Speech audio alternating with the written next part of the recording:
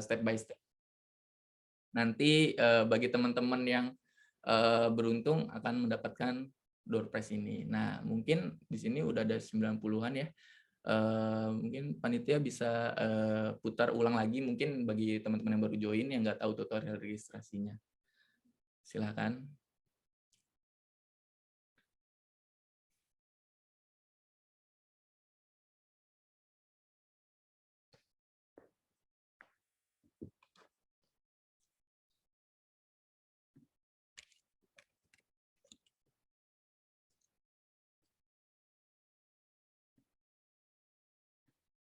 Berikut adalah tutorial melakukan pendaftaran akun di website eku.id. Yang pertama, search eku.id di browser kalian. Lalu klik tombol daftar di pojok kanan atas. Lalu isi data diri seperti nama depan, nama belakang, email, nomor telepon, kata sandi, dan jangan lupa untuk centang pada box lalu klik daftarkan akun Equid. Masukkan kode OTP yang dikirimkan Equid melalui SMS, lalu klik selanjutnya. Baca syarat dan ketentuan, lalu centang pada box, lalu klik daftarkan akun Equid.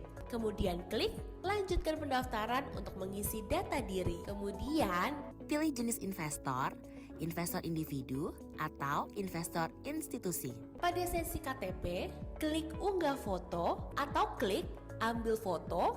Jika sudah, lalu klik gunakan foto dan klik selanjutnya. Pada sesi foto selfie, klik ambil foto, lalu klik gunakan foto dan klik selanjutnya. Kemudian lengkapi konfirmasi data diri kamu dan klik selanjutnya. Jika alamat domisili sesuai dengan KTP dan klik selanjutnya. Isi latar belakang investasi, kemudian isi rekening bank kamu, lalu klik selanjutnya. Baca syarat dan ketentuan dan centang pada box, lalu klik daftar. Selamat, akun SRT kamu berhasil dibuat. Silakan menunggu 2x24 jam untuk verifikasi. Equidis, sini-sini kumpul. Investasi saat ini sudah bisa hanya dengan satu genggaman. Unduh aplikasi Equid di App Store dan Play Store kalian.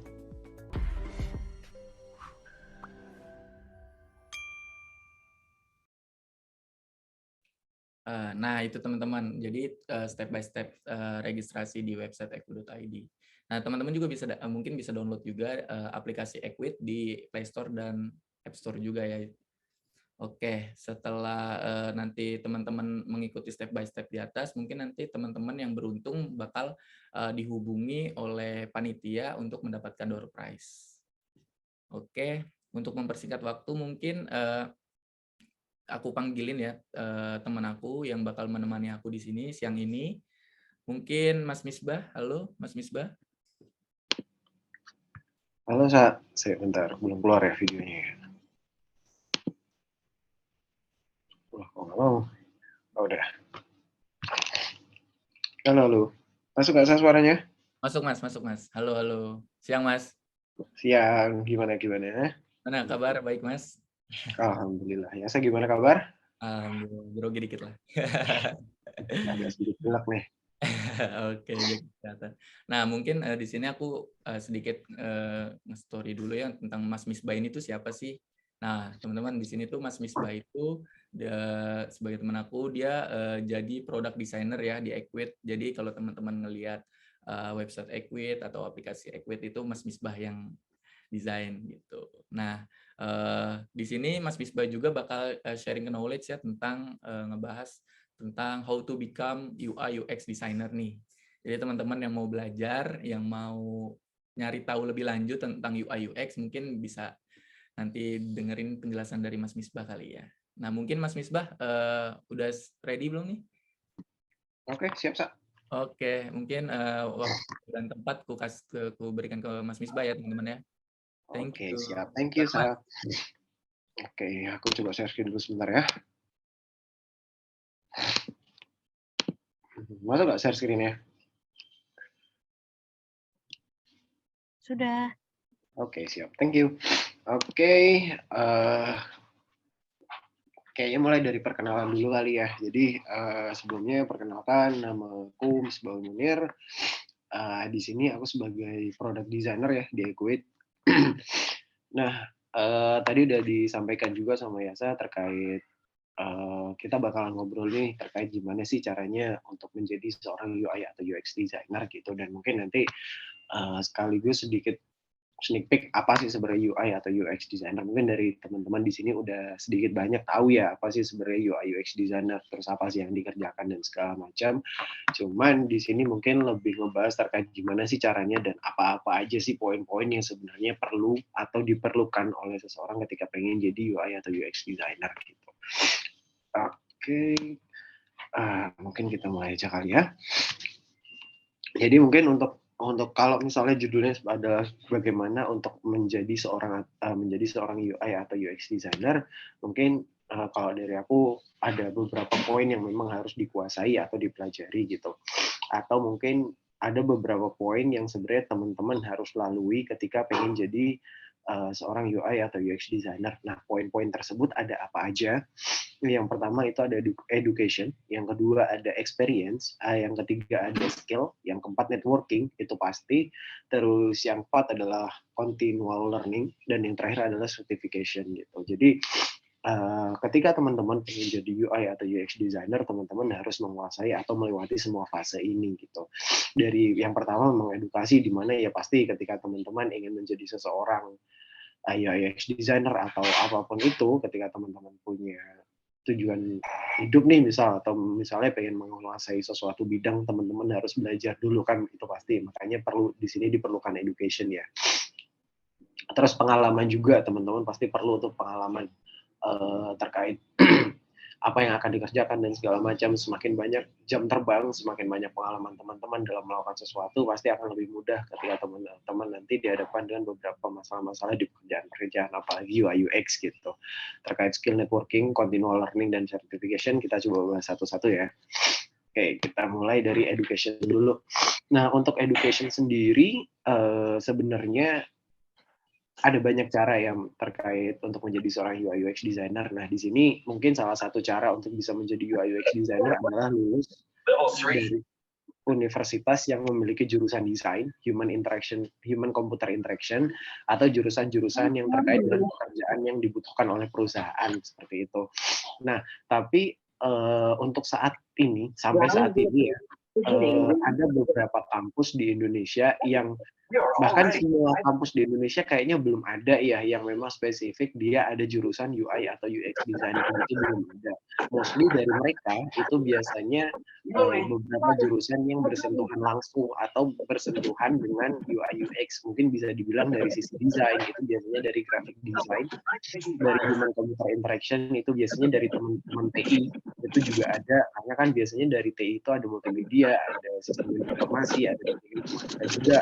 Nah, biasanya yang terjun ke UI UX itu biasanya dari situ, atau jurusan-jurusan yang terkait lainnya gitu. Sebenarnya untuk menjadi UI UX designer ini juga dari misalnya teman-teman dari psikologi juga bisa sih, karena kan pada akhirnya sebenarnya apa sih yang kita kerjakan di sini, maksudnya kita memahami user ya gitu. Jadi jurusan-jurusan apa aja sebenarnya bisa untuk menjadi seorang UI UX designer gitu. Atau juga bisa tuh ikut kelas, bootcamp, atau course yang memang terkait UI UX, karena untuk sampai saat ini juga sebenarnya udah banyak ya bootcamp, course, atau kelas-kelas yang dibuka untuk belajar apa itu UI UX designer dan gimana UI UX designer. Bahkan ketika teman-teman ikut kelas, bootcamp, atau course tersebut, biasanya mereka juga udah kerjasama sama beberapa company untuk penyaluran dari sisi tenaga kerjanya gitu. Jadi kalau misalnya teman-teman nyari tempat pekerjaan, teman-teman bisa tuh lewat situ gitu.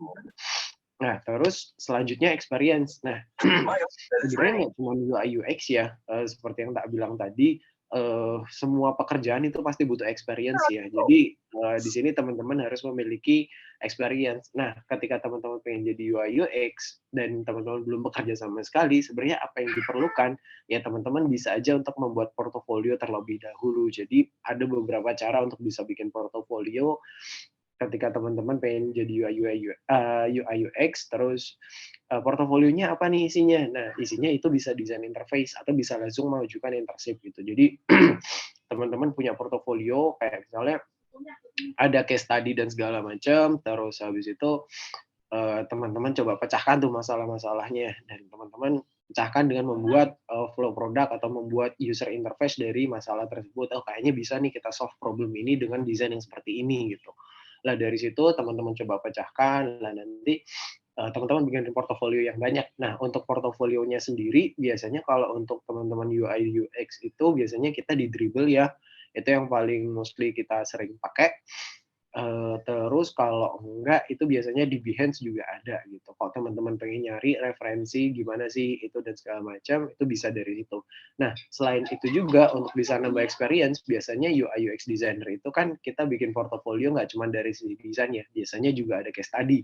Jadi ngejelasin gimana proses desainnya dari awal sampai akhir, dari penemuan masalahnya, terus ideasi yang dilakukan, terus sampai nanti berupa desain solusi yang teman-teman berikan. Nah, itu biasanya di Medium kalau teman-teman tahu. Nah, itu Medium, coba cari aja case study apa gitu, pasti nanti akan keluar. Jadi teman-teman biasanya kita bikin portofolionya seperti itu sih kalau untuk UI dan UX gitu. Nah, terkait untuk internship di perusahaan atau studio desain, ini juga bisa jadi menambah pengalaman dari teman-teman ya. Jadi ketika teman-teman setidaknya udah mengetahui gitu-gitu, ketika teman-teman udah tahu basicnya untuk menjadi UI UX, katakanlah teman-teman udah bisa nih, oh bikin desain yang responsif itu seperti apa dan segala macam, untuk nambah experience bisa juga tuh teman-teman masuk internship di perusahaan atau studio desain. Nah, perbedaannya apa nih di perusahaan atau di studio desain? Kalau untuk perusahaan, mereka pasti akan nurturing produk atau teman-teman akan ditugaskan untuk melakukan desain itu hanya untuk satu produk yang yang dibuat oleh si perusahaannya itu. Katakanlah misal saya di Equid ya, saya akan mengerjakan pekerjaan yang berhubungan dengan Equid semua gitu. Jadi produk-produk kayak misalnya update fitur dan segala macam ya yang ada di Equid semua gitu. Nah, sedangkan kalau untuk studio design biasanya mereka pekerjaannya by project gitu. Jadi biasanya nanti akan ada beberapa klien entah itu dari internal Indonesia ataupun dari luar negeri, mereka ada requirement untuk bikin sebuah produk, entah itu website atau apps. Nah, biasanya nanti yang ngerjain studio design. Jadi katakanlah bulan ini bisa mengerjakan apa, bulan depannya lagi akan mengerjakan apa gitu. Jadi nggak akan terikat dengan satu project. Nah, paling bedanya untuk dari perusahaan dan studio design sih seperti itu ya. Nah, terus berikutnya juga skill. Nah, ini teman-teman juga perlu ketika pengen jadi UI UX designer, skill ini juga sangat diperlukan ya. Nah, untuk mengasah skill-nya ini apa sih yang diperlukan? Nah, biasanya kita teman-teman harus membiasakan diri dengan desain software yang digunakan oleh UI UX designer. Nah, tools-nya ini biasanya ada berbeda ya, agak berbeda itu ketika UI designer dan UX designer ini untuk di beberapa company atau startup biasanya ini akan dipisah antara UI designer dan UX designer. Tapi ada juga beberapa company yang menjadikan UI UX ini jadi satu gitu. Nah, tergantung dari tahapan dari startup itu sendiri gitu. Nah, untuk membedakan tools-nya itu biasanya gimana sih? Nah, biasanya kalau UI designer itu kita akan berurusan dengan user interface ya. Jadi kurang lebih tampilan dari sebuah aplikasi atau dari sebuah website lah. Biasanya tools atau aplikasi yang kita gunakan biasanya berupa Figma, Adobe Photoshop, ada juga Adobe XD. Nah, Sketch juga. Nah, cuman untuk Adobe Photoshop mungkin untuk sekarang sedikit kurang ya, karena sekarang Figma udah lumayan enak, gampang juga, ringan juga, tidak seberat Photoshop. Nah, dulu sebelum ada Figma mungkin kita lebih ke Sketch ya, cuman untuk Sketch sendiri biasanya itu hanya ada di Mac kalau setahu saya, di Apple, produknya Apple hanya bisa digunakan oleh Apple, jadi dulu kita pakainya Sketch dan Photoshop untuk Windows-nya, cuman setelah Adobe XD dan Figma ada, kita kita pakainya Figma sih untuk user interface-nya. Nah, untuk user experience-nya atau UX-nya biasanya kita pakai Miro, Balsamiq, kayak gitu-gitu, di mana lebih ke pencatatan, terus kayak penentuan keputusan, terus lebih analisis data dan segala macam. Nah, biasanya tools UX designer seperti itu sih. Gitu. Nah, selain itu juga perlu mempelajari user experience principle yang juga desain metodologi. Nah, user experience principle ini juga sangat penting. Jadi kayak prinsip-prinsip apa sih dari sisi UX gitu-gitu. Nah, biasanya kalau untuk di company atau di perusahaan biasanya kita lebih strict dari prinsipalnya ya, maksudnya strict prinsipalnya adalah biasanya kita memang datengin user, tanya ke user terkait apa aja sih yang mereka keluhkan. Jadi memang kita define the problem-nya dulu, terus kita idiot dan segala macam sampai kita menemukan oh sepertinya kita bisa membuat fiturnya seperti ini loh untuk nge-solve dari problemnya user. Jadi prinsipalnya lebih lebih sering kepake gitu. Sedangkan kalau untuk di studio design sendiri, karena mereka kerjaannya by project, jadi biasanya untuk di studio design itu akan lebih sedikit untuk penggunaan dari user experience principle itu sendiri, karena mereka ya udah ngerjain, bikin ini, kliennya puas, selesai, bayaran. Nah, intinya sih biasanya gitu. Nah, terus poin berikutnya adalah networking, di mana menurutku networking ini ketika teman-teman pengen jadi UI dan UX designer ini menjadi sangat penting ya, karena dari networking sendiri biasanya teman-teman bisa akan lebih gampang untuk mendapatkan pekerjaan gitu. Nah, biasanya bisa untuk dapat networking-nya dari mana, itu bisa dengan datang dalam event serta konferensi desain gitu. Karena biasanya sih banyak ya, kalau untuk di masing-masing kota, biasanya yang dari Telkomsel, kalau di Jogja, itu dulu ada JDV, biasanya sering banget ngadain talks terkait UI dan UX designer. Nah, datang ini tujuannya untuk apa? Tujuannya adalah untuk berbaur dan berkenalan dengan desainer-desainer lainnya. Karena biasanya ketika ada talks atau event kayak gitu, yang datang nggak cuma desainer pemula aja, tapi juga beberapa desainer-desainer senior, karena support temennya ya biasanya pengisinya. Nah, teman-teman bisa tuh coba-coba tanya ke sana terkait kerja di mana dan segala macam. Dan dari situ teman-teman bisa tanya-tanya juga terkait ketika mereka bekerja, responsibility apa sih, atau apa aja sih yang sebenarnya dari teman-teman yang udah bekerja itu dikerjakan di company-nya masing-masing. Karena ya balik lagi, dari masing-masing company atau masing-masing startup atau masing-masing studio design itu punya SOP yang beda-beda ya terkait pekerjaannya. Dan juga ketika teman-teman belum punya pekerjaan, bisa juga tanya-tanya gimana sih dulu waktu mereka belum punya kerjaan, terus ketika mereka daftar itu gimana sih prosesnya, terus apa aja yang di interview dan segala macam, terus minimal standarisasinya ketika daftar UI UX itu apa aja sih yang perlu dikuasai. Nah, mungkin teman-teman bisa tuh dari networking bertanya-tanya terkait hal-hal seperti itu. Gitu. Nah, poin berikutnya itu adalah continual learning, di mana teman-teman di sini ketika menjadi seorang UI UX designer itu harus dituntut untuk bisa selalu mengupdate pengetahuan baru gitu dengan tren yang sedang berlangsung. Bisa juga bisa dari tren desain, dari tren teknologi, dan juga terkait tren best practice di lapangan. Nah, di sini untuk trennya sendiri kita bahas satu-satu ya. Untuk tren desain sendiri, UI UX apakah perlu mengikuti tren desain? Jawabannya memang sangat-sangat perlu gitu. Karena untuk UI atau UX sendiri, tren desain itu sangat-sangat dinamis ya. Bahkan kalau misalnya bisa dibilang ada beberapa aliran, bahkan kalau di UI dan UX itu mungkin di beberapa tahun yang lalu ada yang namanya glassmorphism, skeuomorphism, dan teman-temannya kayak gitu-gitu. Ada juga kalau misalnya teman-teman aware, dulu mungkin kalau di beberapa aplikasi ya kayak misalnya Gojek, Tokopedia gitu-gitu, mereka ilustrasinya hanya pakai yang 2D. Nah, sekarang ada beberapa aplikasi yang udah mulai berpindah menggunakan ilustrasi 3D kayak gitu-gitu. Jadi memang itu kan ngikutin tren tuh. Jadi apa sih yang sedang tren? Tujuannya buat apa ya? Lebih catch up ke masyarakat aja sih, hingga mereka nggak ketinggalan dari sisi tren desainnya.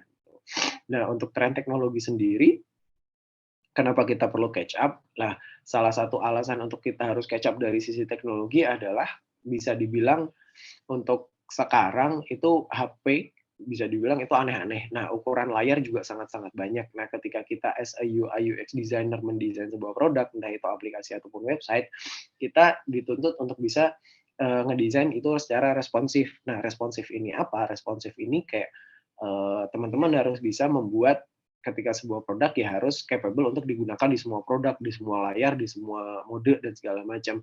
Nah, katakanlah nih misal kalau untuk sekarang Samsung dia ngeluarin HP yang bisa flip sama fold. Nah, itu kan layarnya beda banget tuh. Nah, nanti kayak dari sisi user experience-nya gimana ketika nanti HP-nya dilipat dan segala macam. Nah, itu kan perlu kita pikirkan juga tuh untuk itu. Nah, ketika kita tidak catch up dengan teknologi, akhirnya ya kita yang ketinggalan gitu. Akhirnya banyak user yang meninggalkan kita. Kenapa? Ya karena tidak capable dengan device yang user gunakan.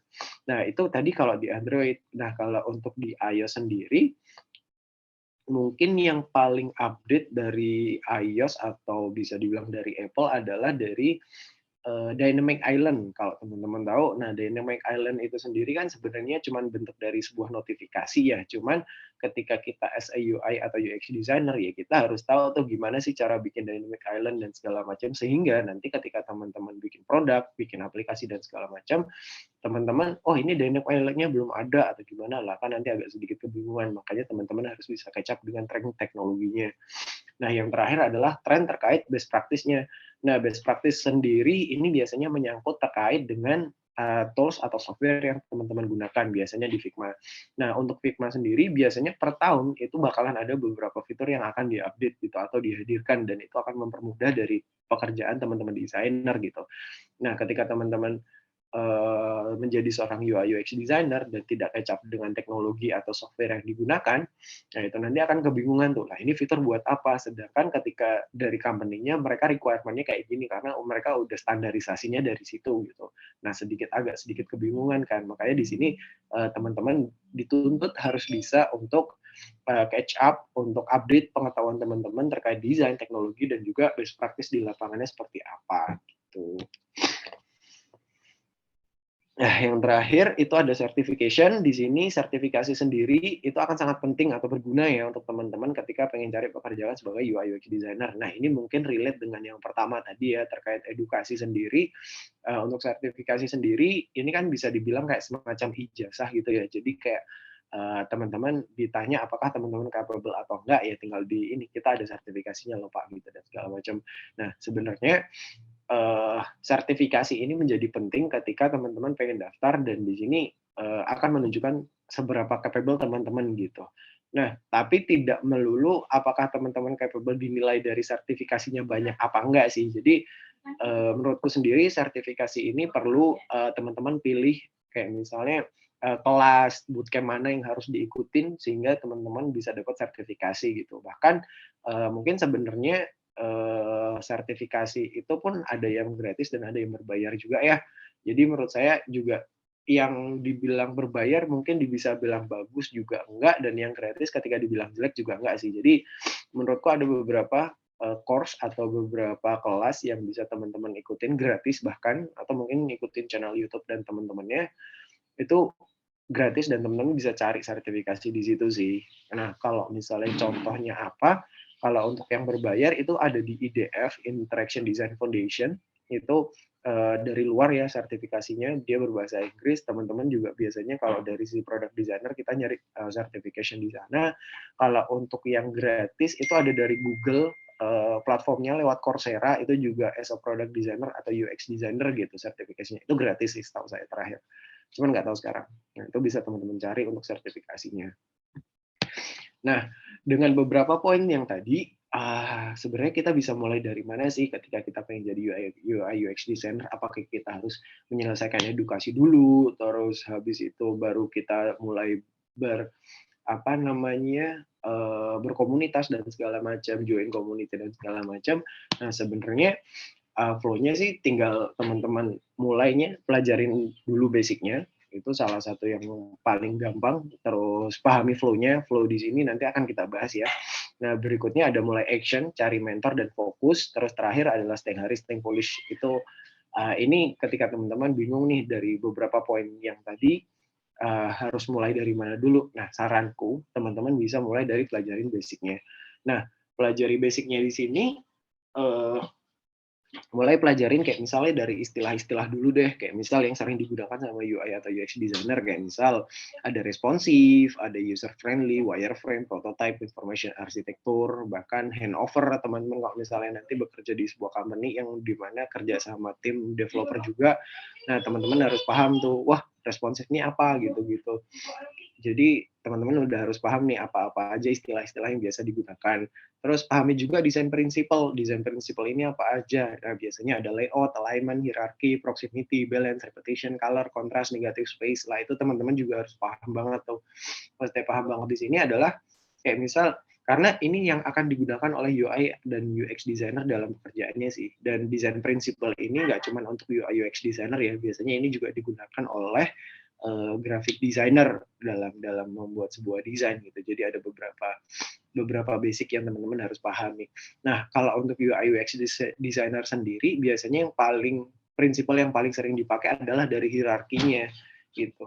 Nah, hierarki di sini maksudnya apa? Biasanya kenapa kita hierarki di sini maksudnya adalah teman-teman ketika menyusun sebuah screen gitu lah, teman-teman harus tahu urutan-urutannya. Jadi ketika apakah judul lebih besar daripada image atau image dulu karena tujuan tertentu dan segala macam. Jadi dari sisi hierarki informasi yang teman-teman buat itu udah harus sesuai sih. Jadi jangan buat bingung user ketika mereka buka aplikasi atau buka website yang teman-teman buat, mereka malah kebingungan karena dari sisi hierarkinya mereka bingung, wah ini tuh yang mana dulu nih. Nah, lebih kayak gitu sih. Jadi kalau untuk UI UX designer biasanya kita fokusnya untuk di hierarki sih yang paling sering digunakan gitu. Nah, mulai juga untuk ikutin channel-channel YouTube yang membahas terkait UI UX. Misalnya ada Norman Nielsen atau NN Group nama channelnya. Nah, ini bisa dibilang adalah bapak UI UX dunia ya. Jadi si bapak Norman Nielsen ini dia yang di awal untuk ngomongin terkait apa sih UI atau UX designer dan segala macam. Dan di sana juga kalau teman-teman lebih fokus ke UX-nya atau user experience-nya, di sana di channel-nya sangat membahas banyak banget terkait apa sih, gimana sih cara measurement dan segala macam. Terus ada The Future, kalau teman-teman juga tahu si Chris Du, botak itu sangat bagus banget juga dalam penyampaian komunikasinya. Terus ada Interaction Design Foundation, tadi sempat saya mention juga, di channelnya mereka juga bagus banget menurut saya, karena mereka juga share ilmu, ya walaupun tidak deep ya, karena kan yang deep mereka harus berbayar, tapi setidaknya dari basicnya mereka udah cukup gitu. Nah, terus baca-baca buku juga terkait UI UX designer. Nah, di sini ada buku The Design of Everyday Thing, ini yang bikin juga Norman Nielsen itu. Jadi itu juga bukunya bagus. Ada Don't Make Meeting juga, ada Hook, ada Law of Simplicity, dan banyak banget buku-buku terkait UI UX dari teman-teman yang bisa teman-teman baca gitu. Nah, jadi kalau menurut saya teman-teman harus belajari dari basicnya, dan segini banyak haruskah dikuasai semua? Menurutku enggak juga sih, tapi kalau untuk membaca dan ikutin channel-channel ini kan sebenarnya untuk mengupdate pengetahuan aja ya. Jadi kalau dari aku basicnya dari mana? Mungkin dari desain prinsipal sama istilah-istilahnya teman-teman pahamin dulu aja. Lah nanti baru teman-teman bisa mulai paham tuh ketika nanti kayak interview dan segala macam. Nah, kemudian pahamin flow-nya. Nah, di sini ada 2 gambar nih. Ini flow yang biasanya teman-teman UX design gunakan ya. Yang di kiri ini istilahnya adalah double diamond. Nah, double diamond itu apa? Biasanya double diamond ini adalah proses UX-nya, di mana di sini ada 4 step besar, yaitu ada discover, define, develop, dan deliver. Jadi kalau untuk secara gampangnya istilahnya discover ini adalah memahami, coba cari dulu apa masalahnya. Nah, dari define ini kita coba cari sebenarnya masalahnya apa, dan kayaknya kita bisa nggak sih solve problem yang ketika kita discover tadi. Nah, setelah kita define, oh ternyata ada loh solusinya gitu, nah baru kita develop. Develop di sini adalah masuk tahap proses development-nya, entah itu design, development di engineer dan segala macam. Lah nanti baru kita deliver. Nah, deliver ini akan kita lempar lagi ke masyarakat atau ke usernya, di mana nanti kita akan ngecek apakah apakah desain yang udah kita buat udah sesuai dengan harapan si usernya. Nah, nanti setelah deliver harusnya akan balik lagi ke discover, karena pada basicnya untuk product development proses itu adalah sebuah proses yang tidak akan pernah berakhir gitu. Jadi tidak akan ada namanya produk sempurna atau website yang sempurna atau aplikasi yang sempurna gitu, nggak ada, karena ya pada akhirnya ketika ada user di situ pasti akan ada masalah di situ, akan ada kesusahan di situ. Nah, tugas kita sebagai UI UX designer untuk nge-solve problem atau nge-solve masalah itu gitu. Nah, ada juga design thinking. Nah, ini juga sebenarnya salah satu flow yang biasanya kita gunakan. Itu ada empathize, define, ideate, prototype, dan test. Sebenarnya kurang lebih sama ya. Jadi empathize dan define ini sama kayak discover dan define. Nah, di sini untuk design thinking sendiri itu ada proses ideate, di mana nanti biasanya kita akan brainstorming antara UI dan UX, PM, bahkan kalau biasanya include juga biasanya ada tim marketing, bahkan ada juga tim development atau tim tech-nya. Nah, itu nanti tergantung dari seberapa besar fitur atau seberapa besar masalah yang ditemukan. Nah, scope atau cakupannya nanti seberapa, biasanya idiot itu yang akan kita kumpulkan bareng. Nah, dari situ kita buat prototype, baru kita tes. Nah, dari sini tes itu bisa balik ke idiot, bisa balik ke define, bisa balik ke empathize, tergantung dari hasil dari tesnya. Katakan misal hasil dari tesnya, atau ketika kita udah bikin satu fitur nih, nah dari fiturnya ini ternyata kita dapat langsung masukan nih, nah kita bisa langsung bareng ke idiot, atau mungkin kayak ternyata kok susah banget ini usernya banyak yang ngeluh dengan fitur ini misal. Nah kita balik lagi ke empathize, sebenarnya apa sih yang salah dengan fitur ini dan segala macam. Jadi sebenarnya untuk flow ini adalah flow kerja dari UI dan UX designer.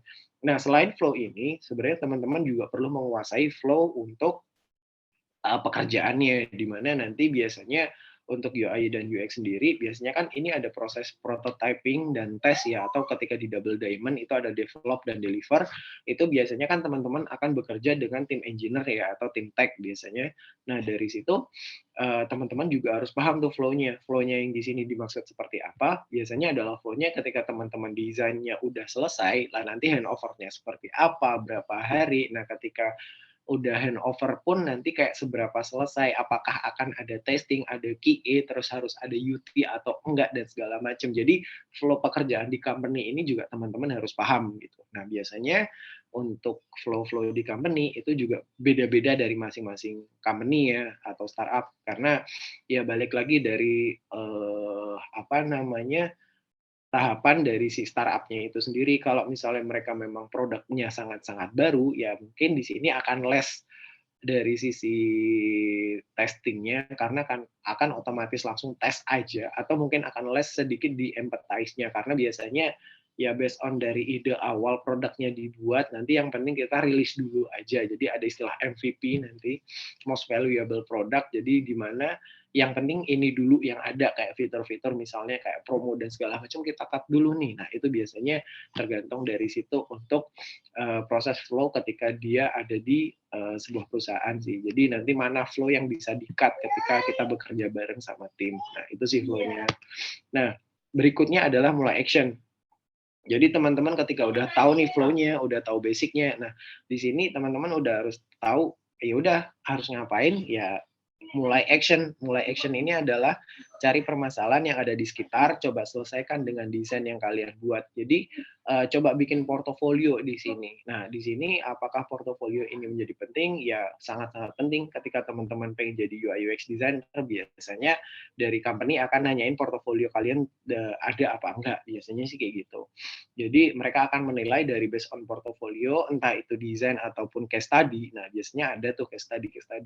Nah sebenarnya dari sini teman-teman bisa coba cari fake case study dulu, atau istilahnya masalah-masalah yang bisa dibuat solusinya dengan desain gitu. Itu banyak banget sebenarnya di Google ya, tinggal cari fake case study. Nah dari masalah-masalah itu coba teman-teman solve dengan desainnya teman-teman. Bikin portofolio sebanyak-banyaknya, dan yang jelas juga berkualitas. Jadi banyak itu bagus, cuman kalau banyak dan berkualitas akan lebih bagus sih. Jadi dari situ teman-teman ngejelasin juga proses desainnya seperti apa, proses penentuan masalahnya seperti apa, hingga masalahnya ini. Jadi ketika masalahnya ini teman-teman nge-suggest solusinya kayak seperti apa dan segala macam. Nah dari situ ketika teman-teman bisa menjelaskan dari A sampai Z terkait desain yang teman-teman buat, lah itu akan ningkatin nilai dari portofolionya teman-teman gitu. Nah terus kemudian adalah cari mentor. Nah, untuk cari mentor sendiri, cari mentor yang mau untuk diajak berdiskusi dan juga mereview hasil dari latihan kalian. Nah, dari sini teman-teman tujuannya untuk mendapatkan mentor sebenarnya adalah yaitu sih untuk bisa mereview hasil kerjaan teman-teman. Biasanya ketika teman-teman udah bikin portofolio, kan nanti kita nggak tahu tuh apakah udah sesuai dengan kebutuhan apa enggak dan segala macam. Nah, di sini tugasnya untuk mentor ngecek kerjaannya teman-teman, udah bagus apa belum. Nah, mentor sendiri bisa didapat di mana? Ya dari networking tadi sih. Jadi teman-teman coba cari teman-teman yang, atau mungkin kayak saudaranya atau temennya yang memang udah bekerja, biasanya kayak kebutuhan seperti apa sih? Kalau misalnya desain kayak gini gimana sih? Apakah kejauhan? Apakah belum sampai detail segitu dan segala macam. Jadi teman-teman ketika ngebuat itu tahu salahnya di mana. Jadi nanti ketika ditanyain atau ketika teman-teman udah mau mendaftar sebagai UI atau UX designer udah tahu tuh Atau bahkan biasanya ketika udah tahu ada mentornya, itu akan lebih mudah untuk teman-teman bisa cari kerjaan. Jadi nggak cuma untuk nge-review kerjaan teman-teman juga, biasanya ketika ada orang yang udah kerja dan dia butuh tambahan anggota di timnya, nah biasanya yang akan dicari adalah teman-teman terdekatnya gitu. Makanya mentor di sini nggak cuma berfungsi sebagai review dan diskusi aja, tapi biasanya bisa dapat link untuk dapat kerja di suatu tempat gitu sih.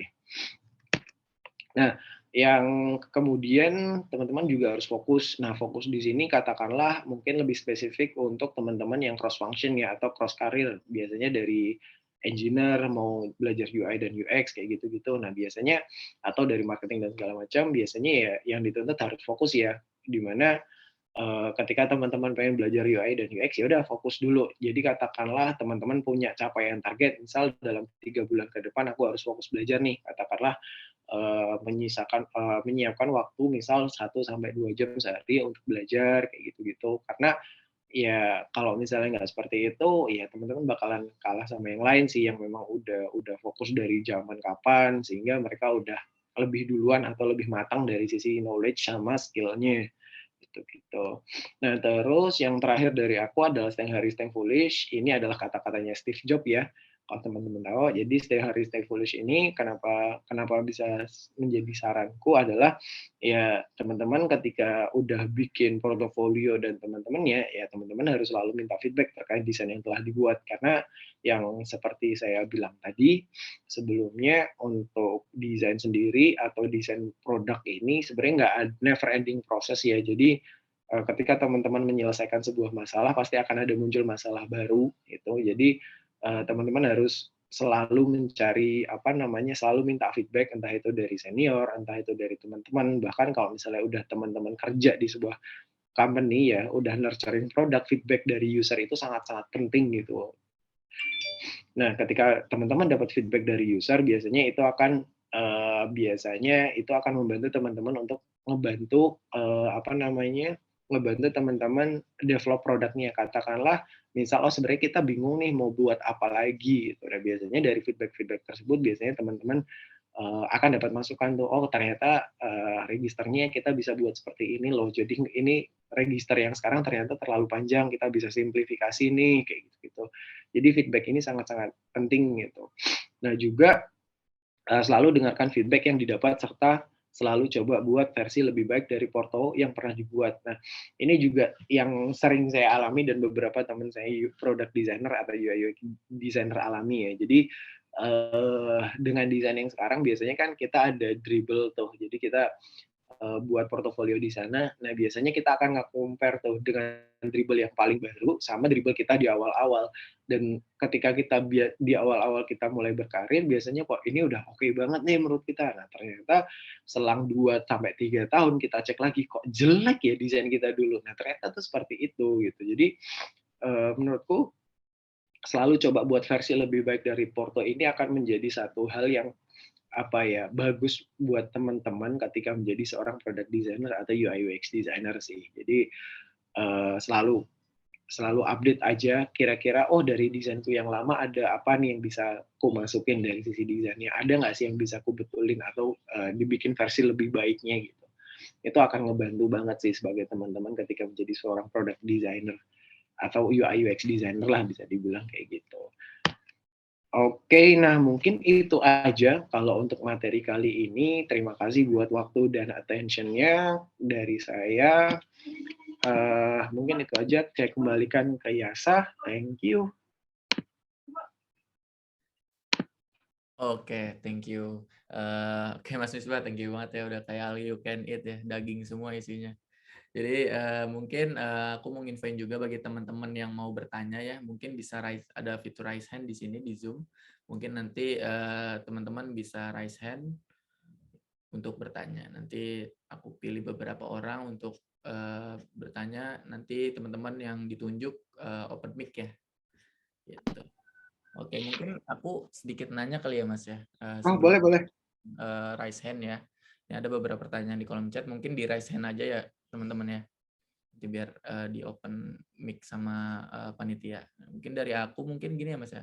Kan kayak tadi ngebahas tentang cross job ya, dari mungkin marketing ke ke UI UX atau dari bisnis ke UI UX. Nah, itu tuh kalau yang mau cross itu tuh harus belajar basic desainnya dulu nggak sih, Mas? Apakah harus belajar tools-nya dulu, belajar teorinya dulu, atau emang bisa langsung go ahead aja?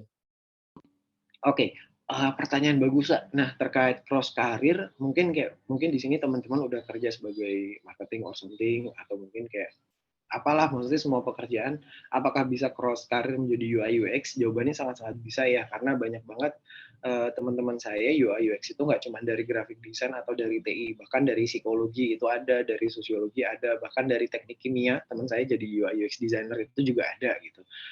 Jadi menurut saya untuk cross karir ini sangat-sangat bisa. Nah, terkait terkait apa yang harus dipelajari lebih awal, sebenarnya balik lagi ya, basic itu sangat penting ketika jadi UI UX designer.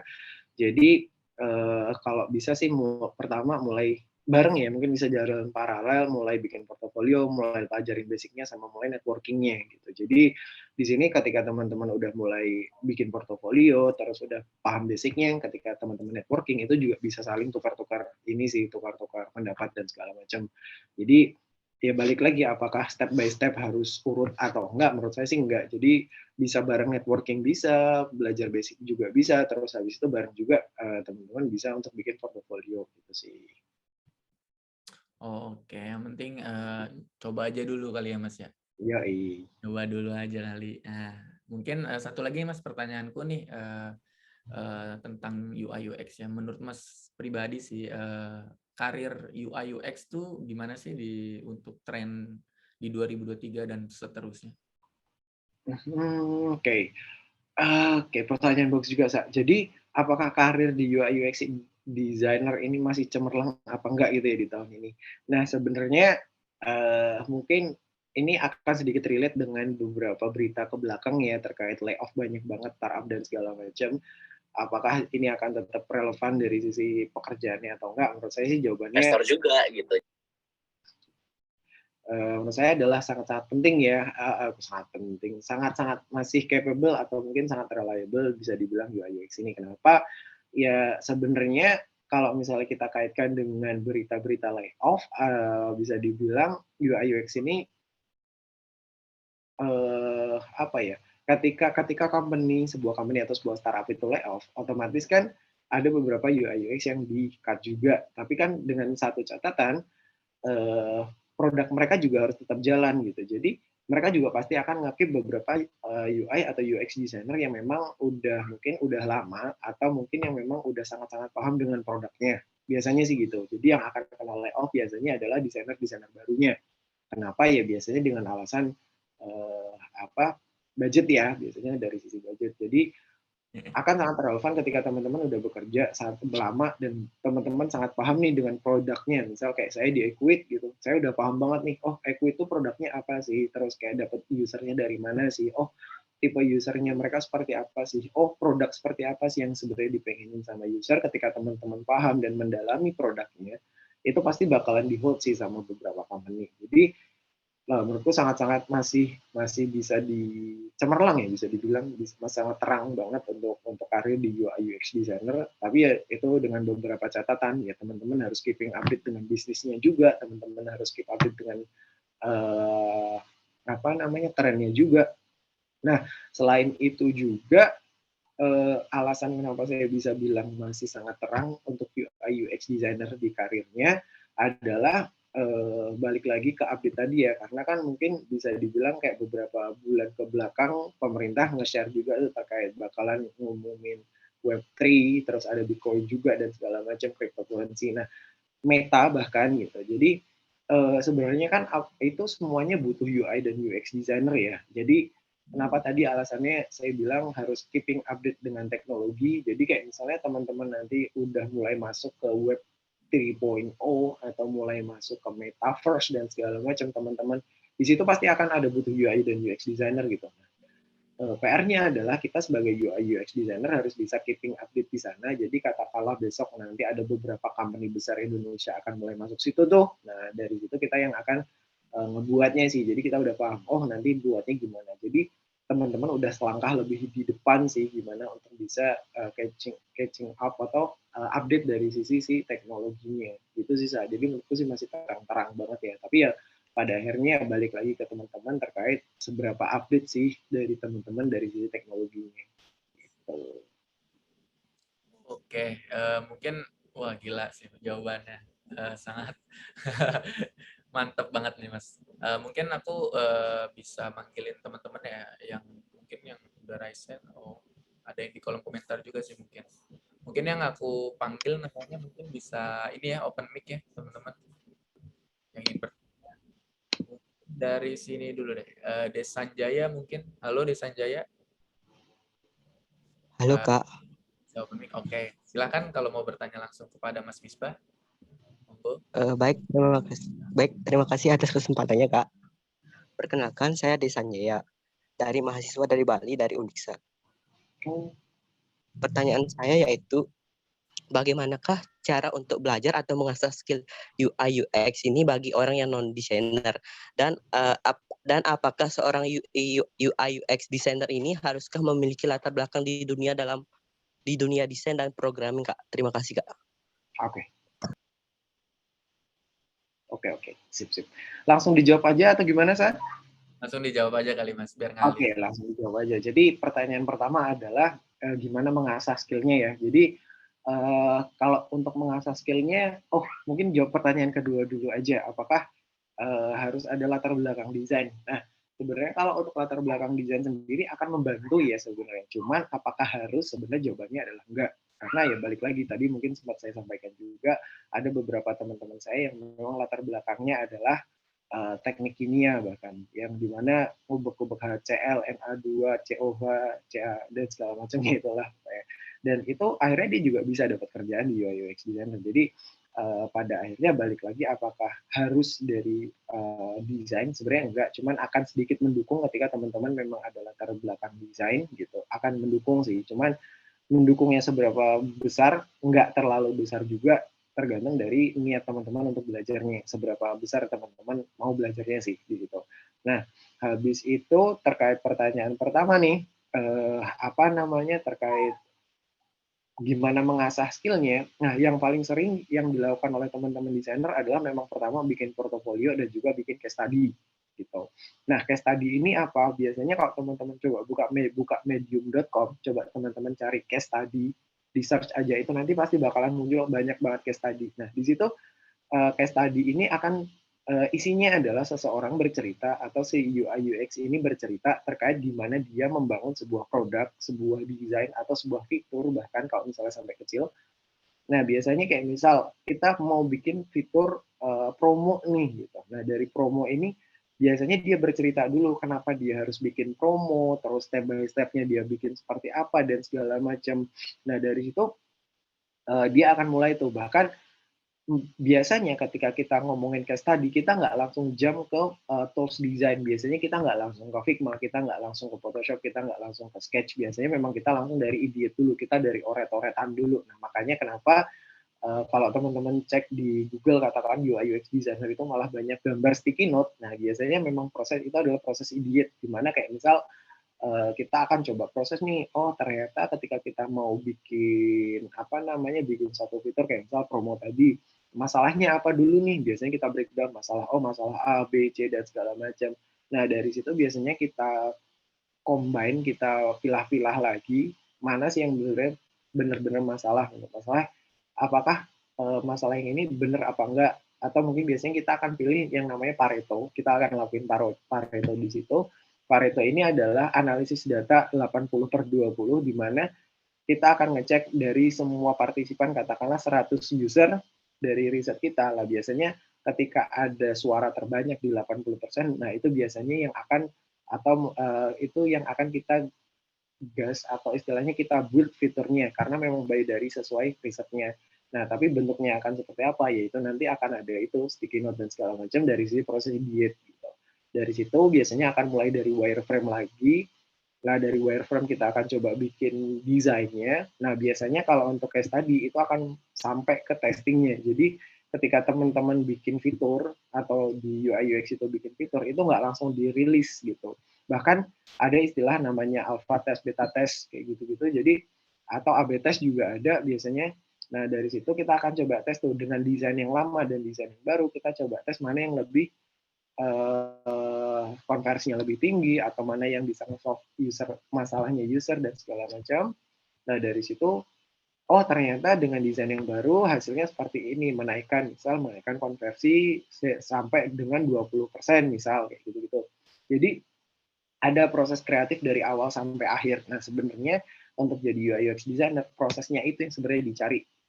Jadi gimana teman-teman bisa mengidentifikasi sebuah masalah, terus menemukan sebuah solusi kemudian diimplementasi ke dalam sebuah desain, dan akhirnya desainnya teman-teman itu dites apakah memang desain dari ideasinya teman-teman tersebut works apa enggak. Nah, sebenarnya sih prosesnya di situ.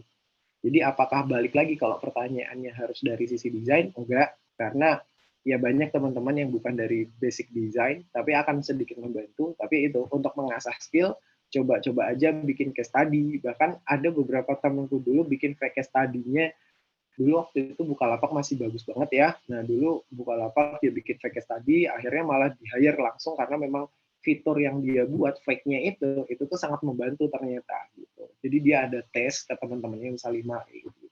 Gitu sih. Jadi menurutku pertanyaan pertama tadi untuk mengasah bikin case study aja. Yang kedua, apakah harus dari sisi desain? Enggak. Jawabannya sih.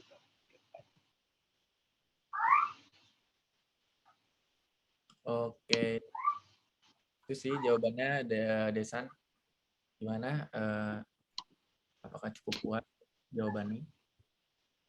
Baik Kak, terima kasih atas jawabannya Kak. Sudah sangat membantu menjawab pertanyaan saya. Kak. Oke, mungkin next kali ya. Di sini aku lihat ada Sifwa Tunisa kali ya. Sifwa Tunisa ada nggak di sini? Masih ada. Halo Siva, Sifwa, Kak. Sifwa ya, sorry. Oke. Halo, Kak. Bertanya aja Sebelumnya Mas Sifwa terima ya. kasih webinarnya. Izin bertanya, Kak, kalau semisalkan UI UX desain itu harus bisa coding nggak sih, Kak?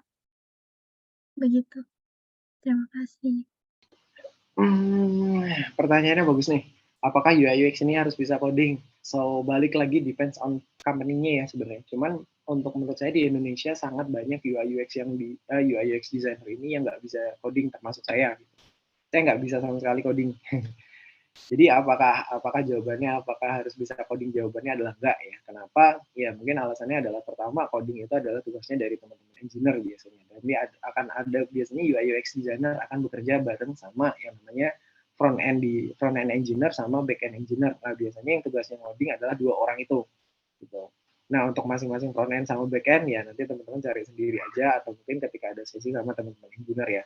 Cuman ya itu, kalau untuk kalau pertanyaannya harus bisa ngoding apa enggak, jawabannya adalah enggak. Karena ya itu sih, kalau untuk UI UX sendiri yang dibutuhkan adalah proses kreatifnya dari penemuan masalah sampai solusi yang teman-teman berikan untuk sebuah produk. Gitu.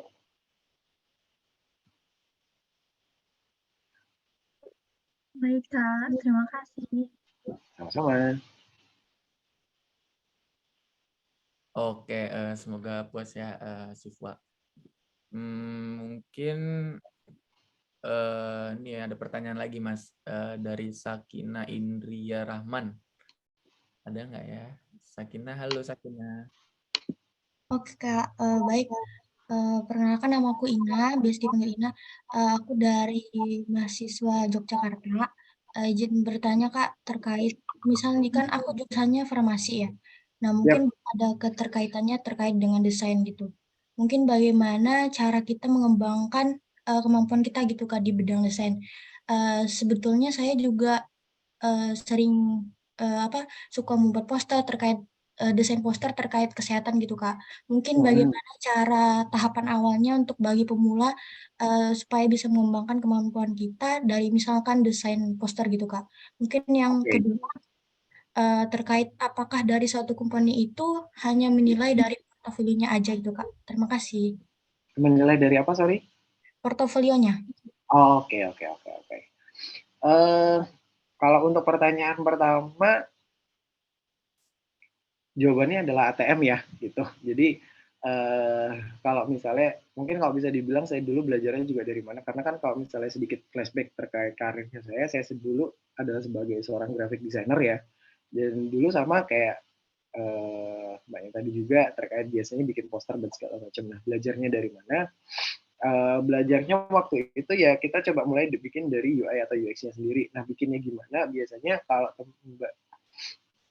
kalau Mbak mulai familiar, mulai belajar, biasanya Mbak akan dikenalkan dengan beberapa screen. Biasanya coba masuk ke Figma, itu nanti akan ada, oh kalau misalnya Android screen berapa temen-temennya gitu. Atau mungkin kayak basic itu di YouTube udah sangat banyak sih, gimana sih caranya bikin aplikasi atau bikin website. Nah, itu dulu sih. Jadi pelajari basicnya dulu. Nah, basicnya apa aja? Biasanya kalau dari kita website, ketika Mbak pengen fokus ke desain website dulu, pelajarin ada berapa screen gitu. Biasanya kayak dari 1440, 1880, terus 1920 dan segala macam. Bahkan nanti untuk responsifnya nih, misal ketika nanti desainnya, oh itu tadi pixel ya, sorry. Jadi 1440 dan teman-temannya tadi apa? Itu adalah pixel pixel yang sering digunakan. Nah, mungkin sedikit saran juga kalau misalnya Mbak bingung itu mulainya dari mana, coba follow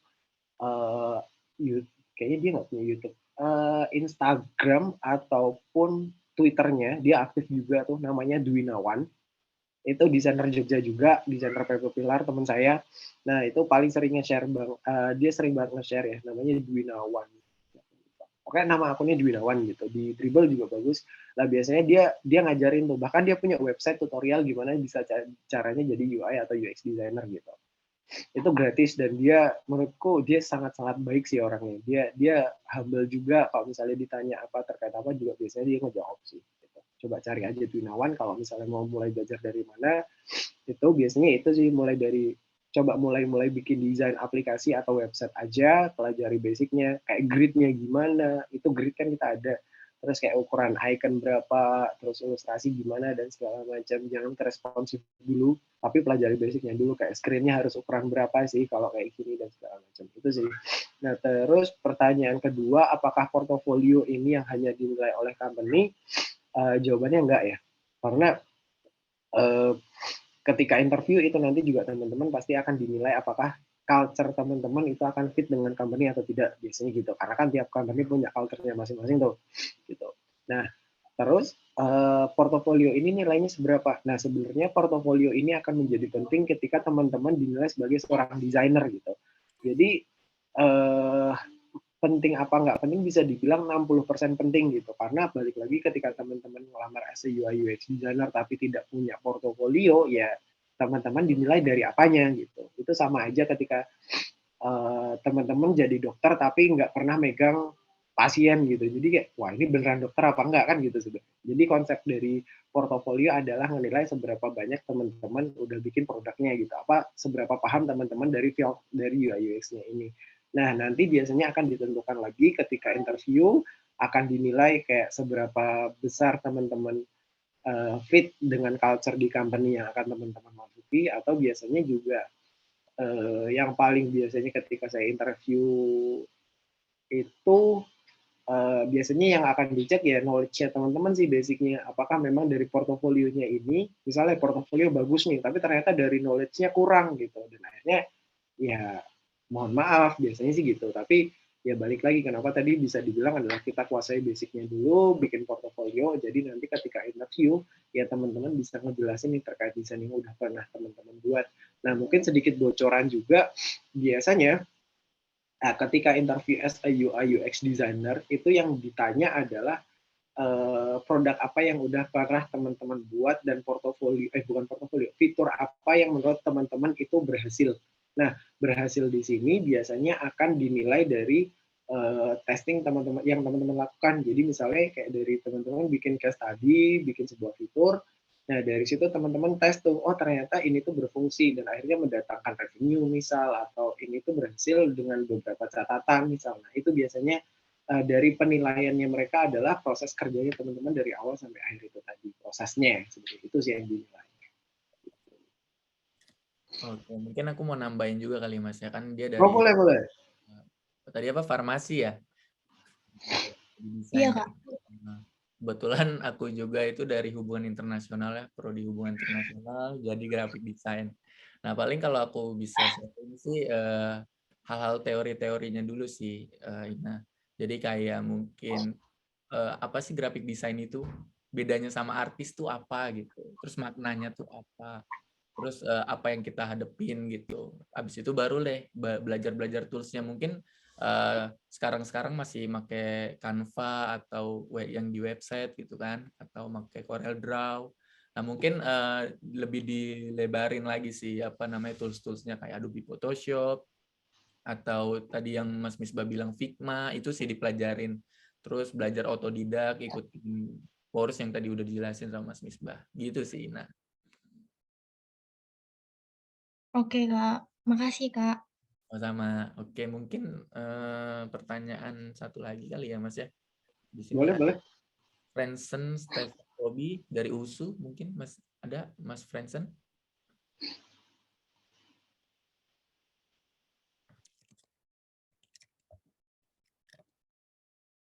Halo Mas Frensen. Halo Kak. Oke. Silakan Mas kalau ada yang mau ditanyakan kepada Mas Misbah. Maaf Kak, maaf mau bertanya kepada Kak Misbahul ya Kak. Boleh, Kalau boleh. misalnya kan Kak, kalau misalnya tadi kan ada Kak sebutkan Kak kalau kita latihan nanti kita kalau kursus dikasih case untuk menjadi UX, UI atau UX, UI atau UX designer Kak. Itu Kak susah nggak Kak kalau diterapkan misalnya kita pas di tempat kerjaan gitu Kak? Case-nya maksudnya gitu. Sorry, bisa diulangin pertanyaannya? Kan kalau misalnya kita pelatihan gituin Kak, pelatihan kita kan dikasih case gituin Kak. Nah, Ya, case itu Kak, susah nggak? Nah, lebih susah di yang case di pelatihan itu atau yang di pas kita kerja oh, gitu Kak?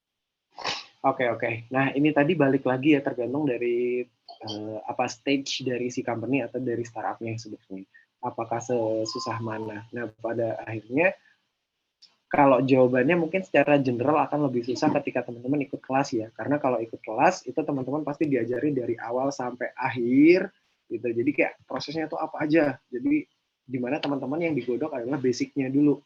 Jadi tujuan dari kelas, bootcamp dan teman-teman yang lain-lain itu adalah teman-teman biar tahu dulu dari sisi basicnya. Nah, biasanya ketika teman-teman udah masuk ke company atau masuk ke mana, ya startup dan teman-temannya itu pasti bakalan ada penyesuaian. Nah, tergantung dari seberapa besar jumlah timnya, seberapa mature dari produknya, gitu. Misal katakanlah saya di Equid nih, nah kita kan lagi kejar-kejaran terkait rilis apps ya gitu.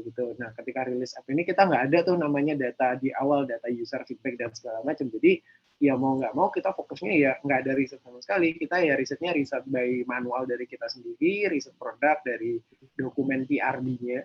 Ya udah kita gas. Nah nanti baru ketika udah rilis baru kita mulai fokus research di situ gitu. Jadi akan ada ketika nanti udah jadi employee biasanya akan ada beberapa tahapan-tahapan yang akan dihilangkan gitu. Cuman ya itu teman-teman harus paham stage-nya sampai mana. Jadi kalaupun misalnya ada beberapa tahapan yang harus dihilangkan itu beralasan. Jadi nggak yang asal-asalan. Wah harusnya desain terus nih gitu-gitu nggak perlu riset. Nah itu juga salah sih karena pada akhirnya riset ini juga menjadi perlu. Cuman pada akhirnya ya risetnya seberapa dalam, terus kayak kualitatif atau kuantitatif, terus respondennya berapa, seberapa banyak dan segala macam itu ya tergantung dari stage-nya si company-nya atau startup-nya gitu. Tapi nggak lebih susah sih menurutku karena ketika ikut bootcamp atau ikut kelas akan lebih susah di sana karena ya itu teman-teman akan difokuskan untuk matang dari sisi basicnya dulu.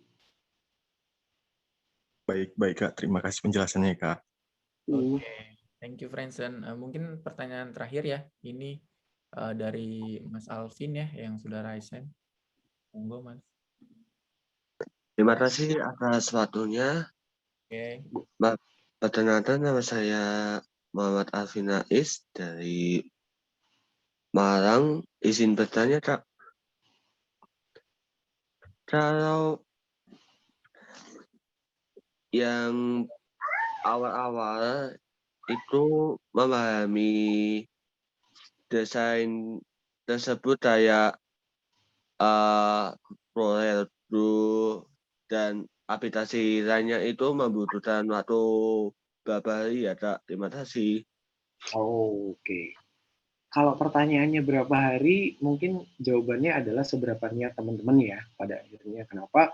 Ya karena untuk belajar sebuah aplikasi itu tingkat pemahaman teman-teman kan pasti beda-beda antara satu orang dengan orang yang lainnya. Ketika misal nonton tutorial lebih gampang nonton video atau lebih gampang baca buku, itu kan beda juga.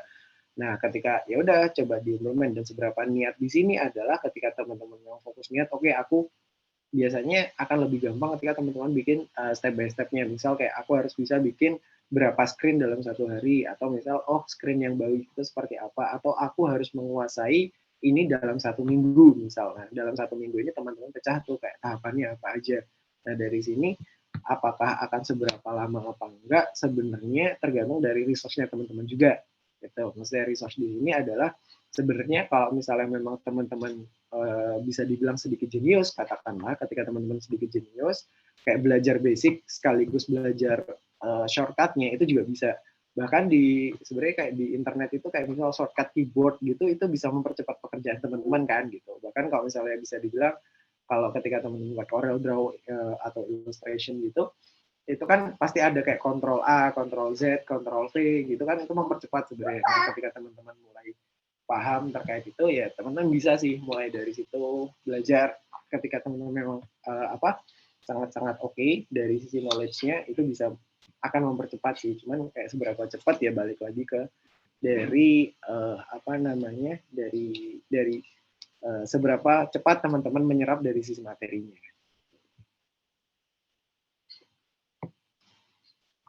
Itu mungkin Mas Alvin. Baik Kak, terima kasih. Ini balik lagi coba aja dulu Mas. Ya, coba aja dulu. Coba aja dulu. Nah, mungkin itu pertanyaan terakhir nih Mas ya. Di sini aku mau ngingetin nih untuk teman-teman peserta, kita tuh ada door prize ya, ada e-wallet sebesar 50 sampai 100.000 juga, dan juga beberapa merchandise Equid nih. Jadi caranya gimana? Mungkin aku ulang lagi caranya. Caranya gampang banget nih. Teman-teman bisa follow sosial media kita. Ada @equid official dan juga @get.equidlive. Nah, habis itu teman-teman juga kalau yang belum berkesempatan untuk aktif ya di sini, jadi teman-teman bisa sharing pengalaman teman-teman, pengalaman singkat mengenai webinar ini di Instagram Story kalian atau di LinkedIn dengan tema seberapa bermanfaatnya Equid Talk volume 3 kali ini. Nah, mungkin nggak kerasa ya Mas ya kita udah di penghujung acara. Mungkin aku mau nge-share tutorial registrasi website lagi ya di eku.id. Silakan.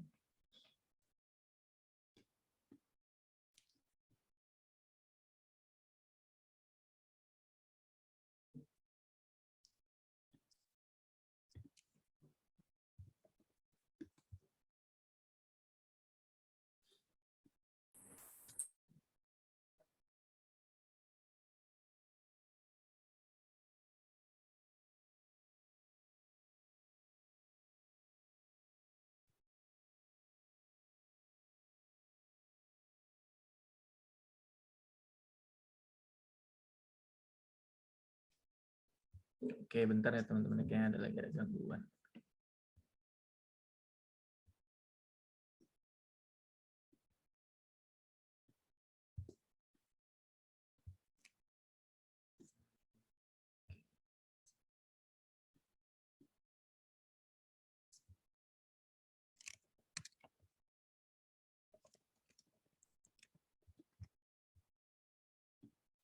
Sebentar teman-teman, aku coba deh.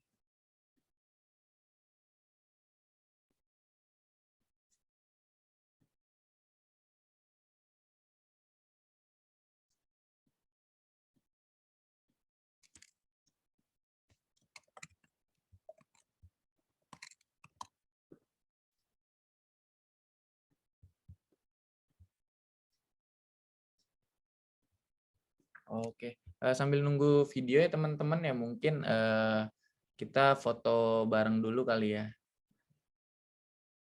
Atau apa, mungkin bagi teman-teman yang masih kepo nih sama investasi di Equid, kepo dengan Equid itu apa, atau ngebahas tentang UI UX designer ini, teman-teman bisa menghubungi CS WhatsApp kita ya melalui atau melalui Instagram kita di @equidofficial. Nah, mungkin bagi teman-teman mungkin bisa open cam dulu kali, kita foto bersama dulu kali ya.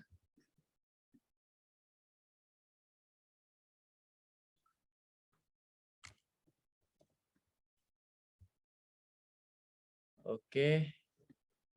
Sip.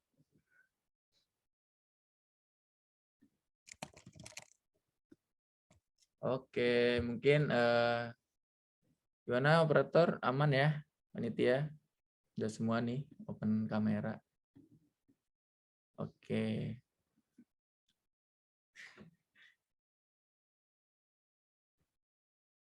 Oke, mungkin slide satu dulu ya, slide satu dulu ya.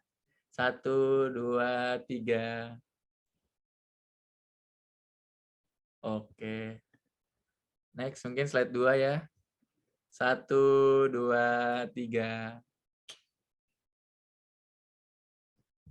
Oke, selanjutnya. Wah, banyak nih. Terakhir yuk, slide terakhir. 1, 2, 3. Oke. Oke, teman-teman, mungkin kita udah nggak kerasa ya udah di penghujung acara nih, teman-teman. Terima kasih yang telah hadir di sini, ngikutin dari awal sampai akhir dan juga aktif bertanya ya. Ya mungkin teman-teman yang belum berkesempatan untuk bertanya bisa hubungi CS kita atau hubungi Instagram kita ya di Equid Official. Akhir kata mungkin aku Aditya Makayasa sebagai moderator, mohon maaf apabila masih banyak kesalahan dalam membawakan acaranya. Terima kasih teman-teman, terima kasih banyak. Aku pamit undur diri. Selamat siang, selamat beraktivitas. Siang. Thank you, thank you. Thank you.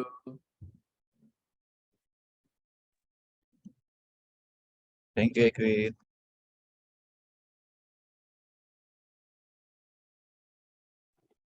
Thank you, Kak Yasa.